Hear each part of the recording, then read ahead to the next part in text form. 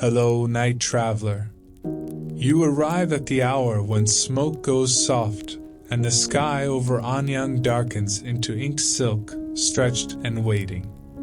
Ramparts of rammed earth hold the last warmth of day, lamps blink in low courtyards, and a drumbeat rolls along the wall like distant weather. You can already sense what this place loves most: answers pulled from fire, wheels buried for eternity, and sound strong enough to keep a city in step. And yes, small reality check before you relax into it. You probably won't survive this. Not in the dramatic, spear and hero way. More in the quiet way, where your confidence dissolves because an entire kingdom can rearrange itself around a few hairline cracks. So, before you get comfortable, take a moment to like the video and subscribe, but only if you genuinely enjoy what I do here. Drop your location and let me know how your day has really been, your worries, your exhaustion, or even a tiny joy that made you smile. I'm here to truly listen and offer the most sincere, heartfelt advice I can. Now turn off the lights. Take a deep, slow breath. Let your tiredness melt away, and gently close your eyes. Let's drift together into tonight's dreamlike lands. And tomorrow morning, if you still remember, send me a message and tell me what you dreamed. You step forward, and Anyang receives you the way a warm room receives cold hands, slowly and unmistakably. The air tastes of millet steam and wood smoke, with a sharper edge underneath, like bronze learning a new shape. Near the gate, bundled figures move with calm efficiency.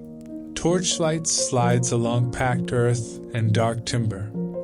The wall anchors you first. Earth has been wetted, tamped, and pressed into broad layers until it holds its form. The rampart top runs wide enough for a slow patrol and a carried load, and the thunderdrums keep time. Spaced, deliberate strikes that settle into your ribs and make your own steps behave. A local figure drifts into your path as if you've always belonged here. No words, no challenge, only direction offered through a tilt of the head and a pause at the right corner. You follow, because the city already feels like a system, and systems have opinions about wandering. You climb the sloped path onto the rampart crown, and the view opens. Outside the walls, fields stretch under thin mist. Water channels stitch the land. The river carries moonlight in broken strips. Inside, courtyards square themselves, roofs huddle low, smoke rises. Farther out, beyond the last line of lamps, dark mounds sit where the ground has been disturbed and then carefully closed again. Burial earth has a posture, deliberate, composed, almost proud. You don't need anyone to explain what lies beneath some of those mounds. Chariots laid down with their horses, wheels stilled, wood and bronze arranged for a journey that expects speed even after death. The thought turns once in your mind like a wheel, then settles. Not tonight. You descend into a lane where lamplight warms the mud brick and softens every corner. The lamps are simple bowls with thick oil and steady flames, calm enough to make shadows behave.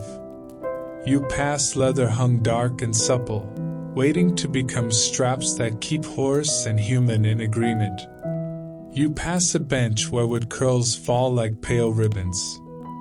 Somewhere deeper, bellows push air into a furnace and fire answers with that steady, hungry sound. Then the street quiets as if sound has been asked to remove its shoes. A courtyard opens, cleaner and drier, with a scent like heated stone and ash. Inside a low building, stacks fly in careful order, shoulder blades smooth pale, turtle shells prepared on the inner surface, flattened for writing. Nothing raw, nothing gruesome, more like tools after washing, waiting to be used. The sight tightens something in your chest, because it is so practical and so sacred at the same time. Hands move in practice loops. A surface is rubbed clean again though it is already clean, because ritual loves repetition and precision loves reassurance. A thin tool scratches signs into bone, quick then slower, as if the hand is listening to the grain. Nearby sits ash, fine as flour, and a faint warmth that suggests a fire has been here recently or will be here soon. You picture the next step without being told. Heat pressed to bone until a crack appears, and then the careful leaning in, the moment when the crack becomes an answer. In that quiet, you understand Anyang's two kinds of certainty. One kind can be packed into a wall until it holds, measured in layers, footprints, and maintenance. The other kind has to be begged from fire, requested through bone, received through fracture. Somewhere beyond this courtyard, the royal household waits for guidance about harvests and weather, illness and hunts, births and rivalries. Somewhere closer, ordinary people wait too, even if their questions never get carved into anything that lasts. The thunder drums roll again along the rampart, distant but unmistakable, and for a moment the vibration lines up with your breath as if the city has decided to breathe with you. Lamp flames stay steady. Smoke rises like slowing. You are here now, inside a place that listens to cracks and calls a direction, and you feel the first pull, gentle but undeniable, toward the bonehouse warmth, the packed earth wall, and the question beginning to form inside you, whether you admit it or not. You stay in that courtyard longer than you expect, partly because the air is warmer here, and partly because your body has already learned the rule. In Anyang, you don't rush the things that decide other people's futures. The thunder drums keep their slow discipline on the rampart, and the lamp flames keep doing their small, steady job, like they've been trained to. In the bonehouse light, everything feels arranged to quiet your mind while quietly sharpening it. The people working here move with a kind of soft efficiency that makes you slow down without being told. Their hands are the loudest thing in the room, hands rubbing a surface until it is flat enough to hold a question, hands lifting a shoulder blade the way you lift a bowl of broth you don't want to spill, hands pressing a tool into bone to carve signs that look simple until you realize they have to survive time. You are guided, again, without words, into the logic of the place. It starts with selection. Not every piece of bone is welcome. Some are too thin, some too uneven, some simply feel wrong in a way that's hard to explain but very easy to obey. Turtle plastrons sit like pale shields, and scapulae rest like broad fans, cleaned and prepared until the roughness of life is gone. The preparation is not dramatic, it's meticulous. A surface is scraped, polished, inspected under lamplight, turned slightly to catch the sheen that reveals hidden flaws. Perfection here is not vanity, it is insurance. Then comes the part that looks almost like carpentry. Small hollows are made on the underside, neat, shallow pits that will guide the heat later. Each pit is a promise. This is where the crack will begin. This is where the bone will speak. You watch those pits appear one by one, and you feel your own shoulders soften, because something about the repetition is hypnotic. The nervous part of you wants mystery. The practical part of you appreciates a workflow. You're brought close enough to see the scratching of characters. The tool bites gently, leaving crisp grooves. The writing isn't ornamental. It's compact, efficient, designed to fit beside a fracture without getting in its way. It's the kind of writing that expects to be checked later. You can almost sense the future eyes that will read it, the future fingers that will trace it and say, yes, this happened, and yes, this answer mattered. And then you realize what the room is actually doing. It is training questions. Questions here are not casual. No one shrugs and tosses one into the air like a pebble. A question is shaped, narrowed, cleaned of decoration, stripped down to something a crack can reasonably answer. You feel it in the way the attendants pause before carving, in the way they hold still as if listening for the right phrasing. It's not that people lack imagination. It's that imagination is dangerous when you're about to ask ancestors for approval. You notice how often the questions turn around the same anchors: harvest timing, rainfall, sickness, travel, the outcome of a hunt, the safety of a birth, the favor of an ancestor, the correctness of a decision already half made. It's comforting and unsettling at once. Comforting because humans are consistent. Unsettling because the stakes are so high for such familiar worries. The heat comes next, and the room changes in a way that you can feel in your teeth. A fire is maintained nearby, not roaring, not theatrical, just steady coals and a controlled glow. A heated point is brought toward the prepared pits, and the bone is held in place with calm hands that do not tremble. You are close enough to see the moment before contact, that tiny pause when everyone's attention narrows, when the air itself seems to stop moving.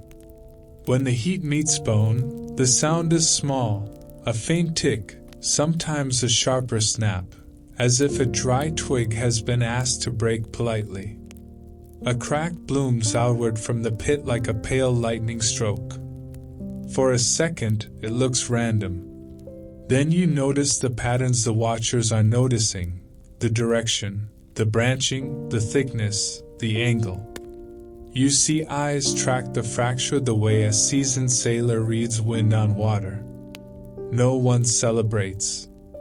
No one panics. Everyone behaves as if this is normal, because it is. And also because they cannot afford to look like they care too much. That's the thing you slowly understand here. The pretending is part of the ritual. The diviners and attendants carry themselves like people handling fragile truth. They keep their faces smooth, their bodies controlled, because to reveal nerves would be to admit uncertainty, and uncertainty is not welcome in a place built to manufacture decisions. Even when the crack comes out oddly, even when it branches in a way that makes your stomach tighten, the room stays composed. The hands keep moving. The lamp flames keep steady. The thunder drums do their patient breathing outside. You, meanwhile, feel the soft pressure of being inside a machine that turns fear into procedure. It's almost funny in a dry way, like bureaucracy, but with fire. Instead of a stamp, you get a fracture.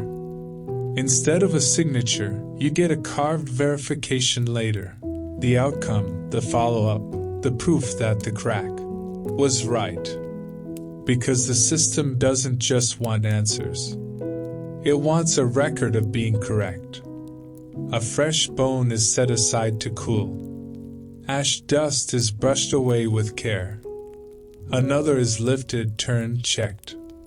You notice how the room balances reverence and pragmatism, how the sacred isn't separated from the practical here, but braided into it. The ancestors are present, but so are the logistics, clean tools, steady heat, enough oil for lamps, enough hands to keep the flow. And as you watch those quiet hands at work, you feel something else take shape inside you. Not a grand question. Not yet. More like the beginning of one. A careful, trimmed down thought that might someday be worth a crack. Outside, the wall holds the city the way a palm holds water. Inside, bone holds a question the way your chest holds breath. And between the two, you stand very still, learning how power can sound like a drumbeat and look like a hairline fracture. You stay near the work as if proximity might teach you the grammar of it. The bonehouse warmth settles on your skin, and the scent, ash, oil, heated stone, turns oddly comforting. Outside, the thunderdrums keep their slow discipline on the rampart, and inside, that same discipline sets the pace for every motion of hand and tool. A divination cycle begins with selection and refusal. A prepared scapula is lifted, turned under lamplight, and studied for flaws the way you'd study a cup before trusting it with boiling water. Too thin, too uneven, too unpredictable, and it returns to the stack. The chosen piece is special only in the brutally practical way, smooth, steady, willing to break where it is told. The surface is rubbed again though it is already polished.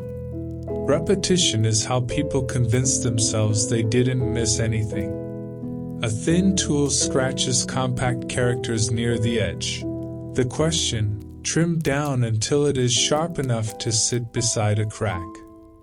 The room leans into the carving as if one careless stroke could offend ancestors and administrators at the same time. The bone flips. On the underside, shallow pits sit in deliberate spacing, little bowls of intention. Their placement guides where heat will bite and where the fracture will start. The bone settles into a brace so it cannot twist at the crucial second.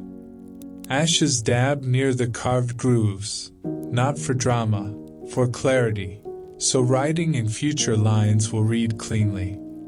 Then the heat arrives, controlled and unhurried.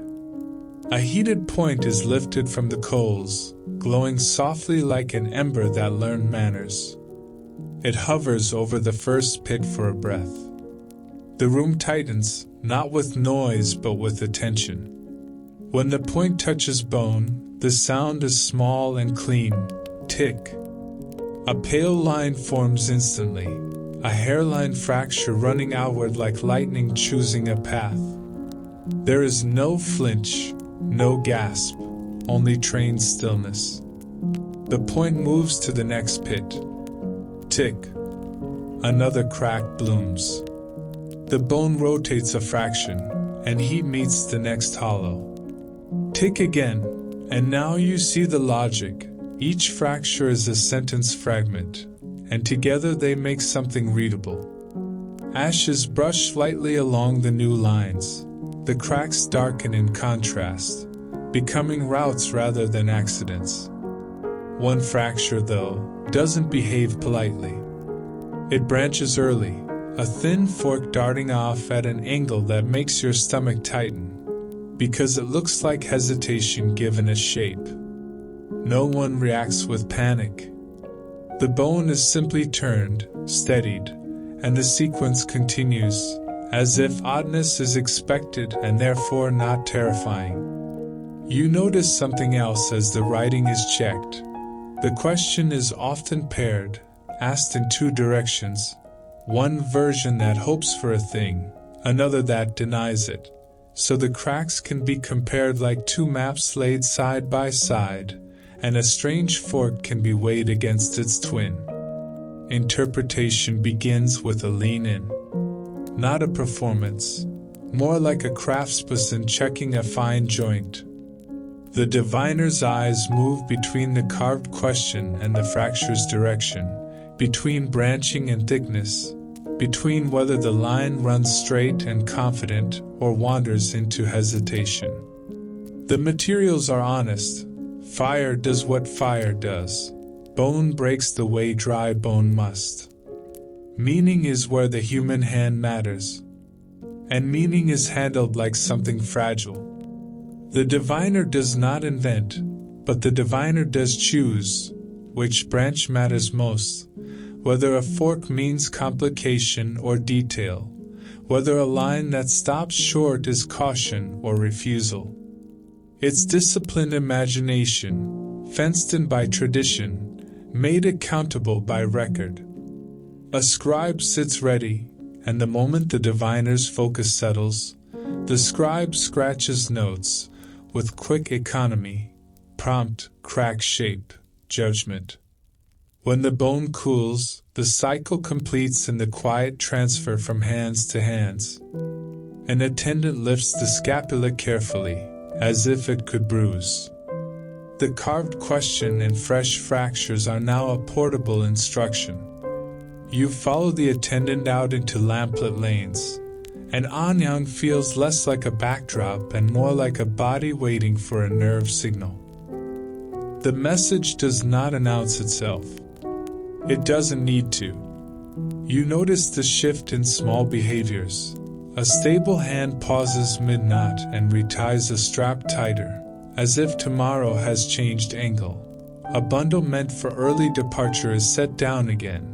A courtyard that had been busy grows calm, as though someone quietly lowered the volume on the plan. Within a larger compound, the attendant's pace slows. Respect has a speed, and this is it. The bone is passed onward, out of your view, into inner spaces where decisions are made and then justified. You don't witness the final nods, but you feel their consequences ripple outward, an outing delayed, an offering added, a work crew redirected to reinforce a section of rampart before dawn, a chariot practice postponed until the Omens stops feeling sharp. All of that weight, labor, time, prestige, hinges on a handful of pale fractures that took seconds to appear. You stand under a doorway lamp and let the realization settle. Anyang packs earth into walls until it holds the city's shape. Then it asks bone to hold the city's next step. The night air cools against your cheeks. Smoke slides upward, thin and patient. The thunderdrums continue their low pulse, and you feel, in your own ribs, how a city can be guided by something so small you could miss it if you blink. You don't follow the bone into the innermost rooms where a single nod can reroute 100 hands by sunrise. Your path turns instead to a quieter building where the city keeps what it has already asked: cool, dry, and arranged with the kind of care that suggests someone once misfiled a prophecy and never emotionally recovered. The air shifts the moment you step inside.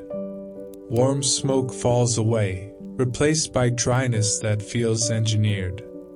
Lamps burn low and steady, their light hugging the floor as if it doesn't want to startle anything. The packed earth under your feet is swept smooth, and the sound of your steps shrinks into a soft hush. An attendant guides you with a calm gesture, palm outward, then a slight tilt of the head. Move gently. Touch only what you must. You comply, because you've already learned that Anyang is built from pressure, the tamped force that makes walls stand, and the quiet pressure that makes people behave. Rows of bundles rest on low racks. Shoulder blades lie like pale fans, edges aligned so they won't chip. Turtle plastrons nest together like small shields, wrapped in reeds or cloth, sometimes left bare but always placed with breathing space. Beside many bundles sit thin tags of bamboo, scratched with compact marks, dates, names, brief notes that turn a brittle object into a retrievable fact. The archive feels like a granary, except the harvest is anxiety. Under lamplight you see the writing near the edge of each piece, economical scratches that pin a question in place. Beside them run the fractures, pale lightning lines, forks and branches, some straight and decisive, others wandering like a thought that refuses to settle. The room holds them all without drama. Here, even hesitation gets a shelf. As you drift along the aisles, the repeats begin to show themselves. Rain and harvest return again and again, because the sky is a fickle employer and millet doesn't care about royal intentions. Sickness reappears in slightly different shapes, as if it's always the same creature wearing new masks. Timing questions cluster too: when to travel, when to hunt, when to offer, when to delay, when to begin something expensive to regret. Farther back, wrapped more carefully than most, are records that carry the quiet weight of births, lineages, and whether a household will be spared grief. Then there are bundles that feel heavier before you even lean in, not heavier in the hand, heavier in implication. You sense it in the density of follow-up marks, in the way outcomes have been carved later with firm certainty, as if someone needed the ancestors to see proof of obedience. The past here isn't only remembered, it's accounted for. Questions are asked, answers recorded, results added later like a final stamp. We listened, we acted, we can prove it. Deeper in, the filing logic becomes clearer. Newer bundles sit where lamp glow is kind. Older records drift toward the back where light thins and the air cools further, their edges softened by handling, their surfaces worn the way a frequently opened door grows smooth. Some pieces show tiny chips, time taking a bite. Even bone, apparently, has a lifespan as a document, and the city responds the way it always responds: more records, more cross-checking, more redundancy, as if repetition itself can make the future less sharp, less surprising, less able to cut. A small problem finds you, quietly, as if embarrassed to exist in such an orderly place. You bend to look at a lower rack, and your sleeve brushes a shallow bowl of ash resting on a ledge. The ash lifts in a thin gray sigh and settles over the nearest plastron, dulling the carved marks for an instant. Your body freezes. In your mind you can already feel the consequence, not loud, just crushingly practical. A smudged record, a blurred reference, a missing piece of proof on the day someone needs certainty. This is the kind of mistake that doesn't get you punished with spectacle. It gets you punished with being quietly excluded from anything that matters. You move with careful urgency. No blowing, no frantic wiping. You steady your sleeve away and search for a brush. The attendant extends a small reed brush, soft fibers bound tight, simple and perfect. You kneel beside the rack and brush in slow, gentle strokes, lifting dust away without scraping the surface. The characters reappear crisp. The cracks remain readable. Your breath loosens, one long thread at a time, until your chest remembers it can be calm. You set the brush back and rise. The attendant's posture eases. Approval, relief, maybe both, and the silence holds it all without needing to name it. You walk on, quieter than before, as if your own clothing has learned discipline. By the time you reach the end of the racks, the archive has shifted in your mind from storage to strategy. Anyang doesn't just ask the ancestors for answers. It keeps proof of what it asked, what it heard, and what it did afterward. The cracks are not only prophecy, they are memory, filed, guarded, ready to be searched the next time the city feels that familiar tilt in the air. And as you step back toward the lamplit lanes, you carry the strange comfort of it. Even fear can be organized, and sometimes that's the closest thing to safety a city can manage. You step back into the lane, and the city immediately changes its texture on you. The archive air, dry, disciplined, almost apologetic, falls away, replaced by the living breath of work, smoke that clings, steam that rises, and the faint metallic tang that sits at the back of your throat like a reminder you're inside a place that makes power with its hands. Lamplight leads you forward in small pools. The thunderdrums on the rampart keep their patient pulse, and now you can hear how the city answers them from below. Hammers tapping in uneven rhythms, bellows sighing like slow lungs, the scrape of a stone on metal, the soft slap of wet clay being shaped. Anyang doesn't just consult the ancestors. It manufactures the objects that make those consultations look inevitable. You're guided down a narrower alley where heat gathers as if it's been stored in the walls. A low structure glows from within, not bright, but steady, furnace light leaking through cracks in a door, turning the smoke outside a faint orange. The air here feels thicker, and your skin recognizes it the way it recognizes a fire at the edge of a cold night. Inside, the work is arranged like a ritual that pretends it's only labor. Clay molds sit in rows, some fresh and damp, some dried and chalky, all handled with the particular care given to things that will be destroyed to do their job.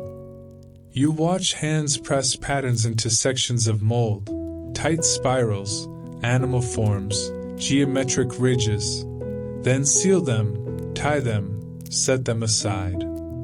The designs are confident and repeating, which is its own kind of message. This is not an experiment, this is a system. A crucible rests near the coals, and the metal within is not liquid, so much as alive, thick, glowing, restless. The bellows push air with slow certainty, and the fire answers with a deeper roar. You hear your own breath and the furnace breath at the same time, and you realize you've been unconsciously matching the pace of everything here. The drumbeat above, the bellows below, the city's heartbeat pressing through packed earth. A craftsperson checks a mold seam with a fingertip, then wipes the fingertip on cloth in a motion so practiced it looks like thought. Another smooths a casting channel, ensuring the metal will flow where it's told. A third lifts a finished piece, cooled, dark, heavy, and scrapes away a seam line until it disappears. The movement is gentle, and the result is something that will later sit on an altar as if it was always meant to exist. You drift past a rack where smaller bronze items lie in neat clusters. Tools, fittings, fasteners, the practical bones of chariots and harnesses and doors. Not everything made here is ceremonial, and that's the point. Ceremony isn't separate from daily life in Anyang. It's perched on top of it, supported by it, pretending not to need it. The alley outside carries you onward, and the city opens like a sequence of workshops stitched together by soot and necessity. You pass a place where bone is cut and smoothed, not for divination this time but for use. Pins, handles, small combs, fittings that want strength without weight. The pale shavings collect like curled petals on the floor.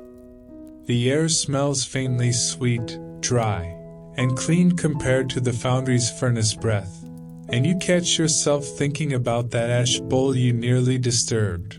How delicate a record can be, how easily it can blur. Then you look at these bone tools and realize how many different ways a city can ask bone to hold meaning. Another yard is louder. Here, leather is worked, hides stretched, scraped, rubbed with fat until they turn supple and obedient. Straps hang like dark ribbons, waiting to become reins and harness lines. The workers' hands are stained from oils and tannins. Their movements are confident and economical.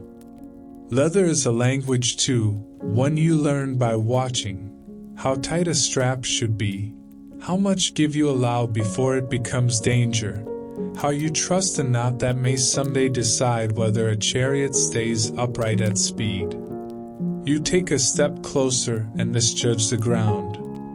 A shallow trough of water, used for soaking, rinsing, cooling, catches your toe, and your body tips forward in the most humiliating way, not falling, but announcing its intention to fall. An attendant's hand appears in your peripheral vision, steadying you with a firm grip at the elbow. No scolding, no laughter, only the quiet correction that keeps you on your feet and keeps the work uninterrupted. Your cheeks warm with embarrassment, which is almost funny given the furnace heat you've just left. You glance down at your hem, damp now, darkened with water and a faint smear of soot, and you feel that old familiar panic. You're about to smudge something important again. But the trough water is clean enough, and a cloth is offered with the same calm inevitability as the reed brush in the archive. You wipe the soot, squeeze out the water, and the moment passes. Anyang seems to accept mistakes as long as you correct them quietly and don't force anyone else to carry the cost.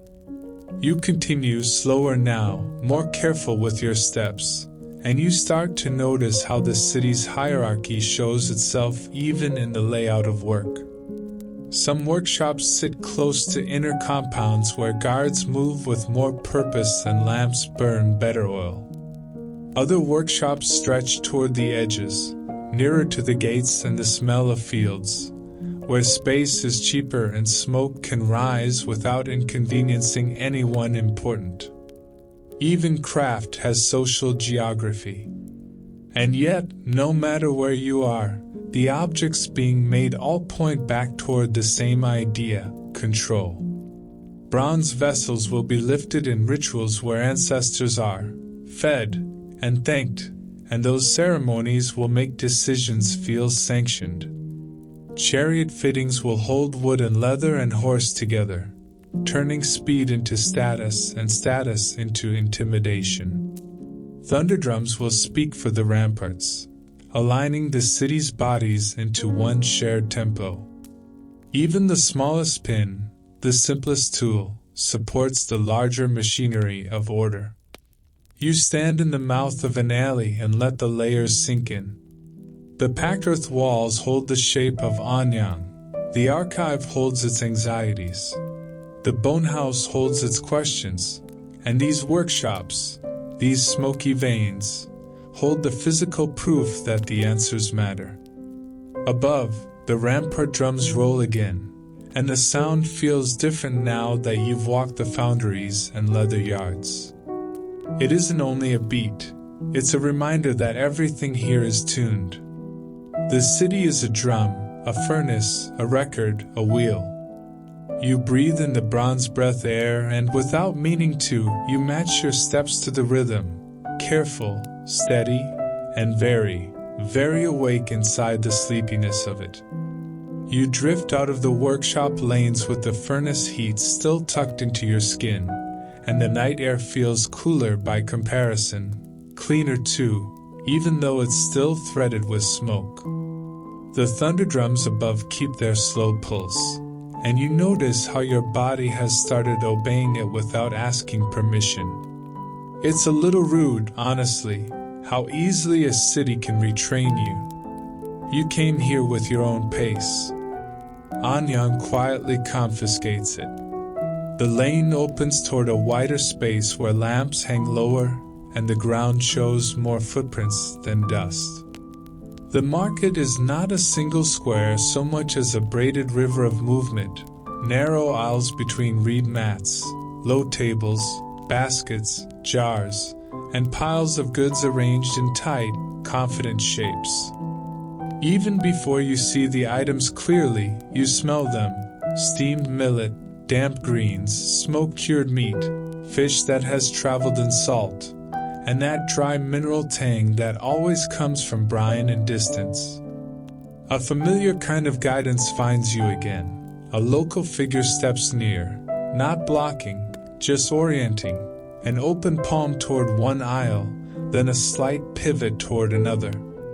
You follow, because you've learned the local rule. If someone silently offers you the best route, take it. Pride is what people do when they're lost. The first thing you register is grain. Millet sits in shallow baskets like small suns, pale gold even in lamplight. There are other grains too, darker, heavier, meant for different textures and different seasons. But millet dominates the way a reliable friend dominates a group project. It's the base note of the city's stomach. You watch hands scoop and pour, measure by eye, tap a basket to settle it, tie a cord, lift it onto a shoulder as if weight is just another daily language. Nearby, there's salt. Not a romantic kind of salt. This is salt that means survival, preservation, trade routes, and the ability to make yesterday's fish into tomorrow's meal without regretting it. It sits in chunky crystals and fine piles, sometimes packed into small jars, sometimes wrapped in leaves like an ordinary gift that happens to keep a household alive. You notice how people handle it with a little extra care. Salt isn't only flavor here, it's time, sealed. And then, quietly, you realize the market is also a weather map. People glance upward as often as they glance at goods. They check the sky's mood the way you check a face before asking a favor. A thin haze shifts, and you see how it ripples through choices. Which greens to buy today, whether to purchase more salt, whether to hurry a bundle home before dampness gets ambitious. Even in a city that asks bones for answers, weather still gets to be bossy. You pass a cluster of pottery, bowls, jars, small cups, some plain, some patterned with simple lines that catch the lamp glow. These are the quiet tools that make domestic life possible. Vessels for water, for grain, for fermented drink, for storing the things you don't want rodents to discover. You watch a hand test a jar's rim with a light tap, listening for the sound that says solid, trustworthy, no hidden crack. It makes you think of the bonehouse tick, the clean snap of fracture. Different stakes, same human habit, listening for integrity. Baskets and mats soften the scene. Woven reed trays hold dried foods, strips of meat darkened by smoke, small fish stiff with salt, nuts and seeds gathered and dried for later. A few items are wrapped in cloth or leaves, tied with fiber cords. The wrapping feels almost ceremonial, even when the contents are ordinary. Anyang loves an object that looks like it belongs on an altar, even if it's just dinner. Then you notice the offerings. They're not staged with drama. They're threaded through the market like a second current. Small bundles, grain measured carefully, herbs with a sharp, clean scent, bits of dried meat, a jar of something precious and thick, move in hands that carry them differently. People cradle these packages closer to the chest, as if warmth matters. Some items are chosen for taste, some for symbolism, and some because tradition said so long ago that no one remembers the first reason. This is what people feed their bodies, yes, but it's also what they feed the invisible household. Ancestors who still expect respect, spirits who still expect acknowledgement, and a universe that can be soothed with the right kind of care. You take it in slowly, letting the market's flow do the thinking for you. Currency is subtle here. Sometimes it's shells that flash pale in a palm, sometimes small objects traded with a practiced glance, sometimes a promise sealed by familiarity. You don't need to know the exact arithmetic to understand the social math. Trust costs less than suspicion, and relationships are worth more than a perfect deal. A small moment of clumsiness tries to find you again, because apparently you're committed to being the universe's easiest lesson. You step aside to avoid a load being carried past, and your foot nudges the edge of a reed tray. A few grains scatter, tiny bright dots against darker earth. Your body goes still, that same cold embarrassment rising. You half expect the market to punish you with attention. It doesn't. A hand simply lowers a small broom of bundled reeds, sweeping the grains back with a smooth, practiced motion. Another hand steadies the tray. The repair is so quick, so normalized, that your shame doesn't have anywhere to land. Anyang's unspoken message is consistent. Don't make your mistake someone else's problem, and don't dramatize what can be fixed quietly. You continue along the aisles, softer in your steps, noticing details you would have missed earlier. The way a basket is lined with leaves to keep grain dry. The way herbs are kept shaded to preserve scent. The way salt jars are positioned away from damp ground. The way people's shoulders angle around each other in tight lanes without collision, like a choreography everyone learned as children. Even without a single spoken word, the market hums with understanding. At the edge of the square, you catch a glimpse of better oil lamps and cleaner cloth. Signals that certain goods and certain buyers orbit closer to inner compounds. Closer in, the offerings look more carefully measured. Farther out, the food is simpler, the bundles heavier. Hierarchy breathes here too, quietly and constantly, like the drums above. And yet the market holds everyone in one shared necessity. Bodies must eat. Ancestors must be remembered, the sky must be watched, and tomorrow must be prepared for like a cautious guest. When you finally drift toward the lane that leads back inward, your senses feel rinsed, by grain dust, by salt tang, by the warm earthy scent of reed mats. You carry no purchases, but you carry understanding. Anyang feeds itself in public, with millet and salt, with ritual bundles, with careful storage, with glances toward weather. The city's stomach and its spirituality share the same aisle, and your own breath falls into rhythm with it, slow, steady, almost sleepy, as the thunder drums continue to count time above your head. You leave the market with the taste of salt still faint on the air and the scent of millet dust clinging to your sleeves like a quiet reminder that the city runs on small, repeatable things. The lanes narrow again, and the lamp pools become more widely spaced, each one a little island of warmth in the dark. Above you, the thunder drums continue their patient, measured pulse, and you realize you're following them the way a tired body follows a lullaby, without argument, without thinking. Your feet find the familiar slope that leads up toward the rampart crown. Packed earth rises in a long, steady incline, softened by countless steps. The wall doesn't feel like a barrier so much as a broad spine, an engineered ridge that lifts you into cooler air. As you climb, the city's smell shifts. Smoke thins. Heat drops away from your skin. The wind carries something sharper, damp reeds from the channels beyond the gates, and that faint mineral taste that comes from river mud under moonlight. At the top, Anyang spreads out in layers of darkness and glow. Rooflines huddle low. Courtyards blink with small lamps.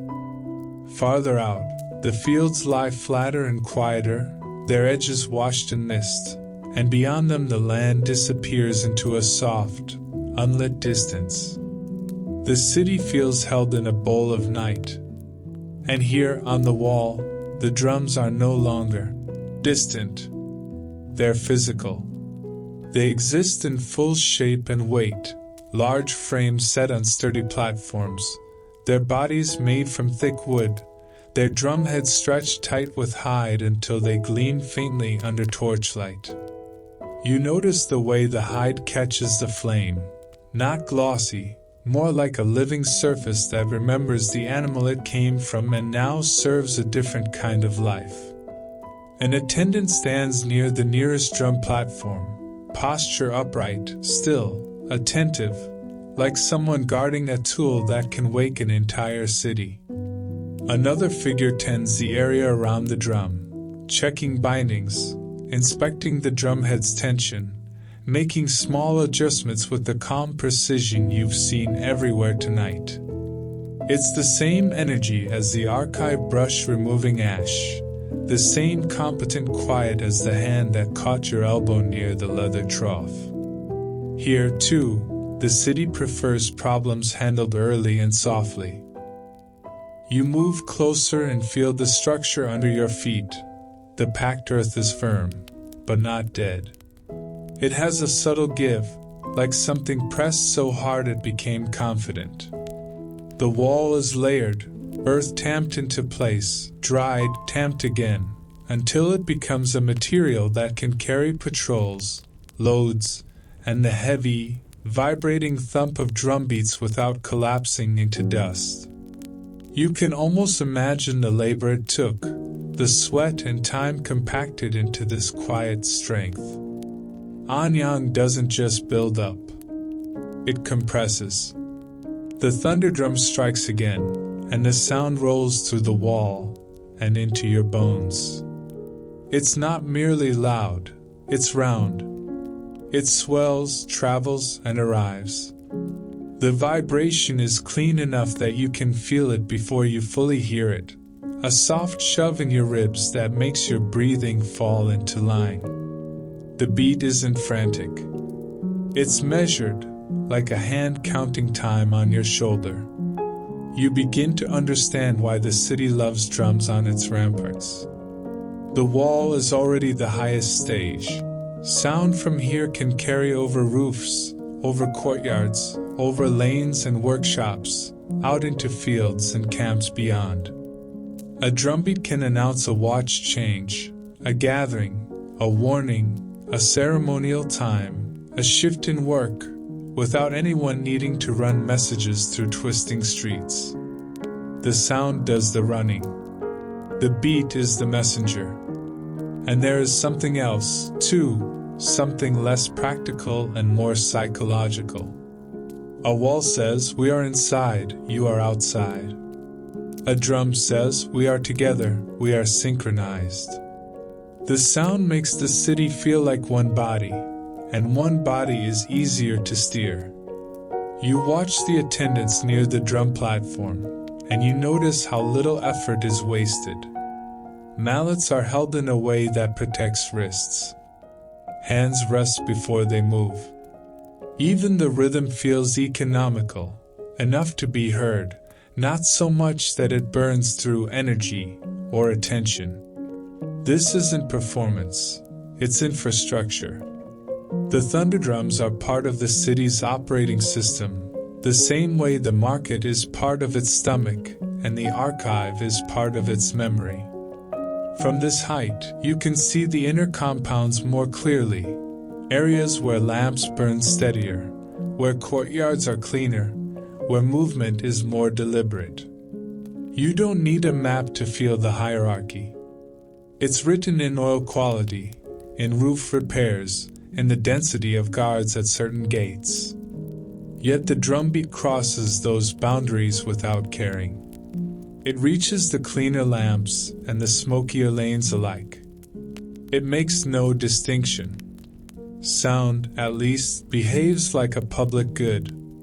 The wind shifts again, and you taste the river and the fields. Somewhere out there, beyond the gates, you imagine small clusters of dwellings, watch posts, and work camps, their own small lamps, their own tired bodies. The drumbeat reaches them too, thinning with distance but still recognizable. A beat like this doesn't have to be loud to be understood. It just has to be consistent. You stand with your hands resting loosely at your sides and let the rhythm wash through you. The warmth you carried from the foundry and the market softens into something calmer. Your thoughts slow down and spread out the way mist spreads over water.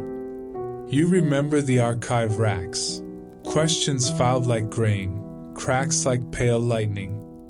You remember how a single scatter of millet grains was swept back into order without fuss.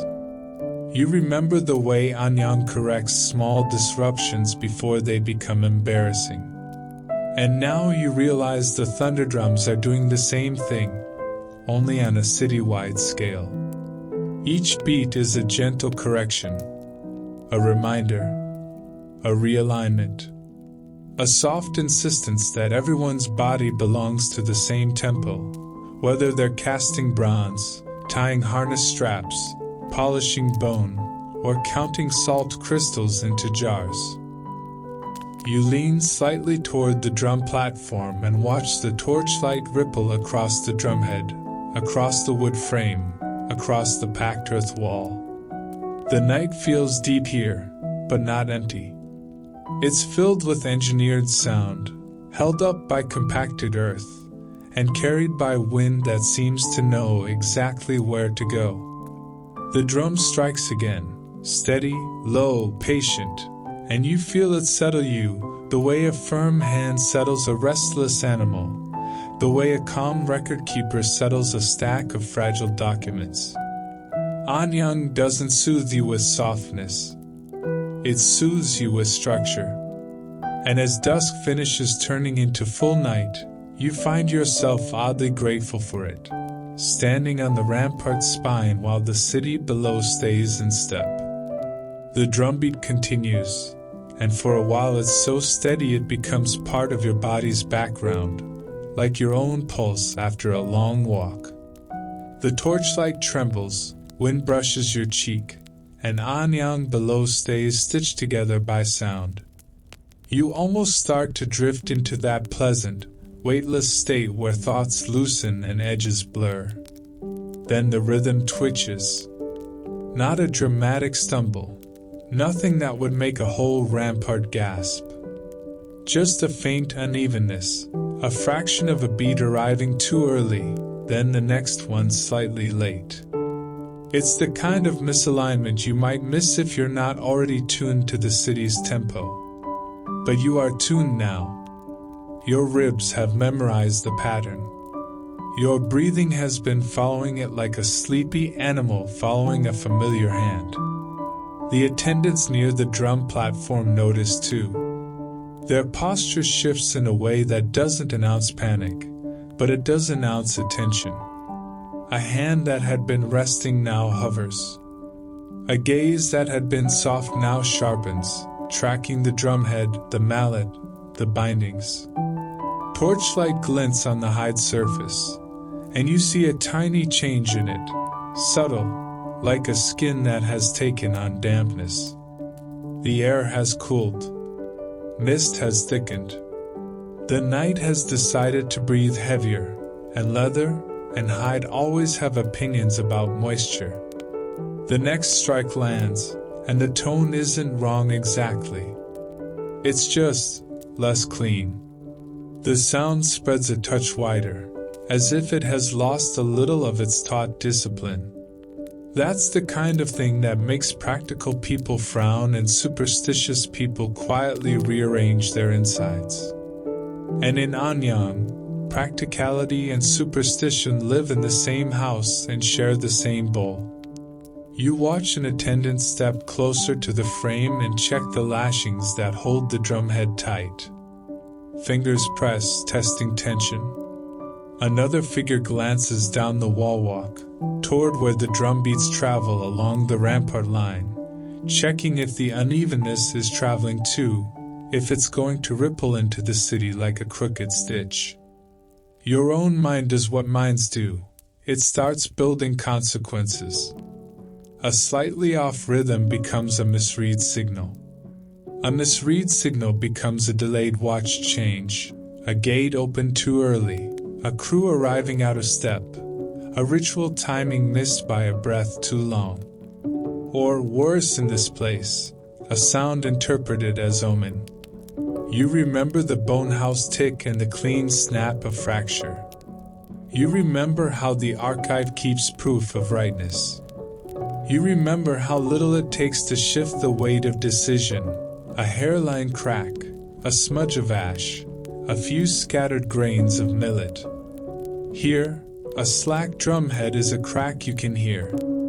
An attendant gestures, small, economical, toward a bundle area near the platform. Coils of cord, spare lashings, a cloth-wrapped set of tools. Or rather, where those things should be. The space is too empty. A clean patch of earth shows where a bundle was recently set down. The absence is neat, which somehow makes it worse. Misplacement here is not chaotic, it's orderly, and that means it can hide. The trouble is small, solvable, and very annoying in the particular way that makes you feel personally judged by the universe. You are not being asked to fight anyone. You are being asked to locate an object that should not have moved. Which is, honestly, the kind of challenge that quietly destroys confidence. You move closer, careful with your steps on the packed earth, and you let your eyes do what the archive taught them: scan, not stare. Look for what's out of pattern. A torch stand sits slightly angled. A coil of cord hangs with one end too long. A folded cloth lies where it wouldn't be placed if someone had time to place it properly. The wind lifts, and you catch a faint smell: oiled cord, leather, and ash. Not from the city below, from right here close. You follow it the way you followed the market's salt tang, the way you followed the furnace breath into the foundry alley. Your gaze slips along the rampart edge, and there, half hidden behind a low timber brace, is the missing bundle. It hasn't been stolen. It has simply rolled, nudged by vibration and night wind, then wedged itself into a shadow pocket where it becomes invisible unless you're already looking for absence. You feel a small, private relief that's almost embarrassing. It's the same relief as when the ash bowl didn't ruin the archive record, when the reed brush returned everything to legibility. You lift the bundle carefully. The cloth wrapping is intact. The cords inside feel dry. The tools are there, behaving. The problem isn't a tragedy. It's a logistical hiccup dressed up as a bad omen. You return it to its proper place and secure it the way you've learned Anyang likes things secured, not by hoping, by tying. An attendant's hands move with swift efficiency, anchoring the bundle so vibration can't walk it away again. A knot settles, tight and confident, like a decision. Now the drum itself. The hide surface is cool under torchlight, and the lashings that hold it are slightly slack, just enough to change the tone. An attendant checks the cord lines, then reaches for a tool from the recovered bundle. No dramatic ceremony. Just the quiet work of retightening what has softened. You watch the adjustments happen in small increments, because that's how you handle tension when it matters. Pull too hard and the hide tears. Pull too little and the sound stays blurred. The attendant tightens, tests with a light tap, listens, tightens again. The drumhead responds the way a good instrument responds, reluctantly at first, then with growing clarity, like a throat clearing after sleep. The next strike lands. The sound is cleaner, rounder, more disciplined. The beat sits back into the city's spine as if it has found its rightful groove. You can feel it in your chest immediately. The vibration becomes focused, not wandering. The rampart beneath your feet seems to approve, holding steady. Even the wind feels like it relaxes, smoothing out in the seconds after the correction. The attendant checks once more, eyes following the drumhead surface, fingers resting briefly on the lashings like a final reassurance. No one looks triumphant. They look satisfied in that calm, professional way that says, the machine is back in alignment, and no one has to make a story out of it. Down below, Anyang continues without noticing the near miss, which is exactly how Anyang likes its problems, solved before they become public.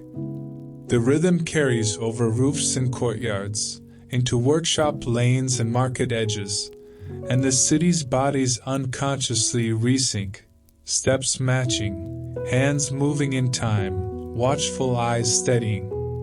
You stand near the platform and let the restored beat settle you again. The smallest disruptions can feel enormous in a place built on science. But sometimes a crack is just a crack, and sometimes the most sacred thing you can do is tighten a knot, brush away ash, sweep up scattered millet, and keep the world readable. The drum continues, steady and low, and your breathing slips back into it like it never left. With the drumbeat restored, the rampart feels steadier under your feet, less like a giant instrument you might accidentally detune, more like a confident spine holding the city upright. The torches hiss softly in the wind. Mist hangs beyond the gates, pale and slow, and the fields out there look like a sleeping animal's back, smooth, rising and falling in the faint moonlight. You descend from the wall with that quiet satisfaction of a small problem resolved before it became a public headache. Anyang rewards this kind of competence by not mentioning it, which, honestly, is fine. Silence is the city's love language. A lane draws you inward, and then sideways, toward a compound where the smell changes again. Less smoke, more animal warmth, more oiled leather, more hay and damp earth. Before you see anything, you hear it, the soft stamp of hooves, the creak of wood, the snort of a horse exhaling into cold air. The sound is intimate, alive, and immediate in a way the drumbeat isn't. The drum is the city's pulse. The stables are its muscles. A figure guides you through a gate into a yard that feels both practical and ceremonial. Posts and rails stand firm. Tether lines hang neatly. Water troughs sit placed for easy access, and bundles of straw are stacked under cover to keep them dry. Nothing is ornate, but everything has a seriousness to it, because the animals here are not just animals. They are speed. They are prestige. They are the living engines that pull status through dust. Horses shift under low shelter, their bodies dark in lamplight, their coats catching a faint sheen where they've been brushed. You smell them, warm, sharp, earthy, and you feel your own shoulders loosen. There's something soothing about being near large animals at rest. Their calm is heavy and contagious. You move slowly, careful not to startle. Hands in this yard are trained in a different kind of gentleness. One hand checks a hoof, lifting it with steady confidence. Another hand rubs down a flank with a cloth, not merely cleaning but reassuring. A third hand holds a bundle of feed and offers it in small amounts, because a horse's trust is earned in increments. Near the edge of the yard stands the chariot itself, or rather, one of them. The frame is wood, polished and sturdy, the kind of wood that has been selected for flexibility where it must flex and strength where it must not. The wheels draw your eyes immediately, round, spoked, and purposeful. The hub is reinforced, the rim ready to bite into ground. Leather straps and fittings lie nearby, waiting to be attached like tendons waiting for bone. You circle the chariot slowly, taking in how many disciplines it requires. Bronze for fittings, leather for harness, woodwork for frame and wheel. ropework for knots that must not fail, animal training to pull in unison, human training to balance, steer, and survive the speed without being thrown like a sack. It's a machine made of fragile agreements. The people here show you that agreement through action. A harness is lifted, checked for wear, rubbed with oil to keep it supple. A strap is tested with a quick pull, enough force to prove, not enough to damage. The same calm logic you saw in the drum lashings appears here too. Tension is everything, and tension must be managed, not fought. The horses are brought forward, not hurried, but guided. Their heads lift, ears flick. They don't look frightened, they look alert, and that alertness feels like contained lightning. A yoke is positioned. Straps are looped. Knots settle. Everything is tightened gradually, as if everyone remembers what happens when you pull too fast. Leather can snap. Animals can panic. Pride can get you dragged. You watch as the horses are aligned side by side. The pairing is deliberate. One animal's temperament balances the other's. One's strength compensates for the other's quickness. There's a quiet social science to it, and you realize it's not so different from asking paired questions in the bone house. 1. Yes. 1. No. Two forces held in comparison. A decision made by reading balance. A training run begins, not as spectacle, but as controlled practice. The chariot rolls forward. Wheels turn with a soft creak that becomes a smooth hum. Hooves hit packed earth in a steady rhythm, and the yard's air changes as speed enters it. You feel it in your belly, that subtle lift, like the world tilting toward motion. The chariot doesn't fly, it gathers. It finds a pace, and the horses settle into it. The wheel spokes blur slightly, and you sense how the whole structure depends on alignment. If one horse pulls unevenly, the chariot yaws. If one strap loosens, the line shifts. If the ground is too soft, the wheel bites wrong. Speed is a series of tiny decisions stacked so quickly they become a single sensation. And now your small trouble arrives, because it seems Anyang has decided you're the designated audience for minor disruptions with meaningful consequences. A strap near the harness shows the faintest hint of slippage, just a fraction, but enough to matter at speed. It's the same kind of almost miss as the slack drumhead. Not dramatic. Not yet. But your eyes catch it because you're tuned to tension now, tuned to the way systems whisper before they fail. An attendant notices too, bodies shifting with that quick internal calculation. Stop now, or risk later. The chariot slows.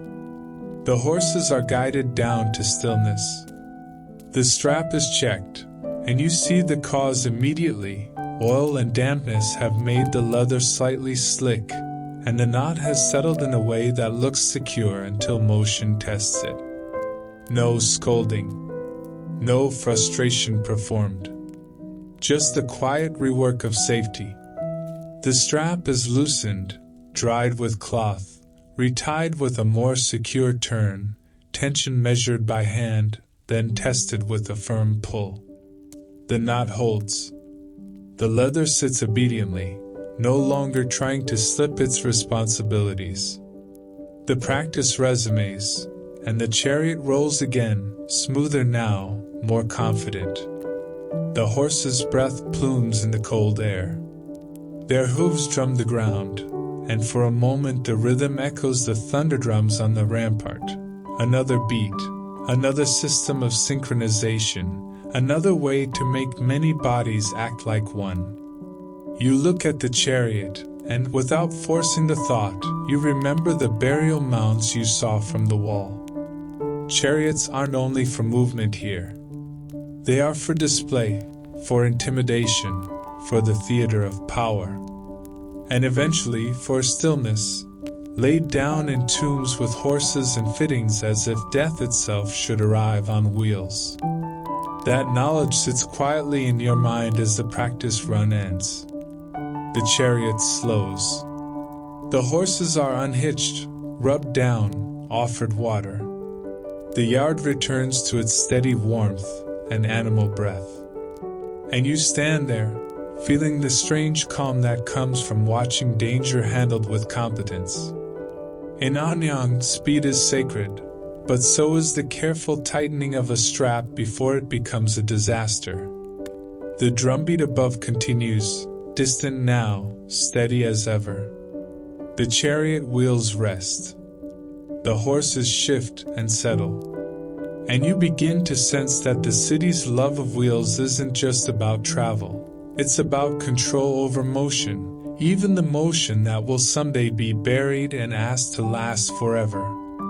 You leave the stable yard with the smell of horse breath still warm in your nose and the faint creak of wheels lingering in your ears like a memory of motion. The night air outside feels thinner, colder, and for a moment you stand under a lamp and simply listen. Thunder drums far above, hooves far behind, and between them, the quiet rustle of Anyang continuing to behave. A path draws you toward the gates. It isn't an invitation written in words.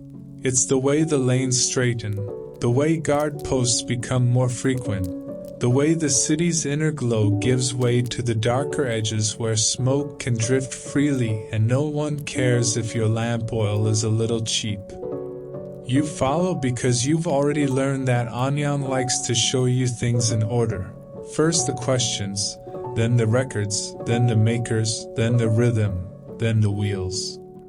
Now, naturally, it shows you what all of that reaches for, what lies beyond the wall. At the gate, the packed earth structure rises like a disciplined cliff. Timber beams brace it. Torches burn in steady brackets. Guards stand with a posture that isn't aggressive so much as unmovable. They don't speak. They don't need to. Their stillness is the message. You pass through with a calm that surprises you. It's not that you're fearless. It's that the city has been training your nervous system all night. You step out under the gate's shadow and into air that smells wetter, river, reeds, mud, and open space. Outside the walls, the land is quieter but not empty. Fields stretch in low, dark rectangles. Ditches and channels cut pale lines through the earth where moonlight catches water. Bundles of harvested stalks sit stacked under crude shelters, and the occasional lamp dot suggests someone is still awake, still working, still watching the sky like it owes them something. You walk along a path that feels more exposed, the ground less tamped, the dark wider. The drums from the rampart reach you faintly here, softened by distance but still recognizable. It's comforting in a way that's almost annoying, because you realize you've started depending on it. Beyond the fields, you notice smaller structures, work camps, watch posts, clusters of low huts. Not the neat courtyards of the city, but practical spaces built for labor and vigilance. Fires burn low. Smoke drifts straight up when the wind pauses. People move with the kind of steady purpose that suggests they cannot afford to romanticize their lives.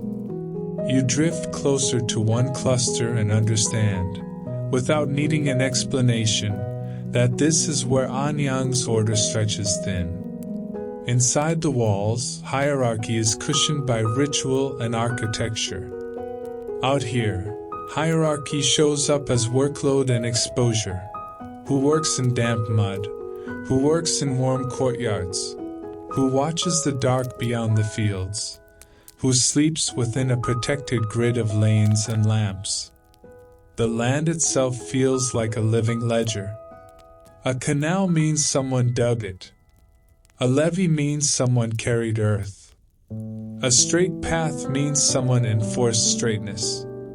Anyang doesn't only build walls. It builds the landscape into something manageable. You pause near a channel and watch water move under moonlight. It's a slow, patient flow, carrying bits of leaf and silt. You imagine this water in a different season, swollen with rain, or reduced to a stubborn trickle during dry weeks. You think of the market glances upward, the salt jars positioned away from damp ground, the divination questions about harvest and rainfall. Out here, the questions stop being abstract. They become stomach level. A small problem finds you again, not dramatic, just quietly irritating in a way that makes you want to sigh at the universe's commitment to minor complications. The path you're following narrows where water has eaten at its edge. The ground looks firm until your foot tests it. Then it gives, mud swallowing your weight with a soft, rude suction. Your body tilts. The world lurches. For a heartbeat, you imagine yourself landing in the channel like a clumsy offering to the river. You don't. You catch yourself by grabbing a reed bundle tied to a post. The reeds scratch your palm. Mud clings to your sandal. Your breath spikes, then settles. There's no audience, no embarrassment performed by others. Only the quiet fact that the ground out here is less forgiving than packed earth inside the wall. You free your foot slowly, because rushing makes mud greedier. You shift your weight, pull with patience, and the suction releases with a wet sound that's not flattering to anyone involved. Your sandal comes up heavy, coated, and you wipe it in grass with careful strokes until you can trust it again. That moment, small, muddy, undignified, teaches you something the wall can't. Anyang's order is real, but it's not universal. Beyond the ramparts, the world is still wet, still uneven, still capable of swallowing your foot just to remind you that control has boundaries. You continue, choosing firmer ground. A watch post stands ahead, simple timber raised slightly, a platform for eyes to scan the dark. A guard figure shifts slowly, adjusting posture against the chill. No words, just the act of watching. The drumbeat from the wall reaches here as a faint pulse, a reassurance that the city is still awake behind you. You look back once. From outside, Anyang's walls look even more imposing, dark mass against lighter sky, torches marking edges, the rampart line broad and steady. The thunder drums feel less like music now and more like an announcement. The city is intact. The city is synchronized. The city remembers its own shape. Then you look forward again, toward fields and channels and the soft uncertainty beyond. You feel the contrast settle into you. Inside, cracks and knots and records. Outside, mud and weather and distance. The Empire's confidence depends on both. The wall protects the city, but the fields feed it.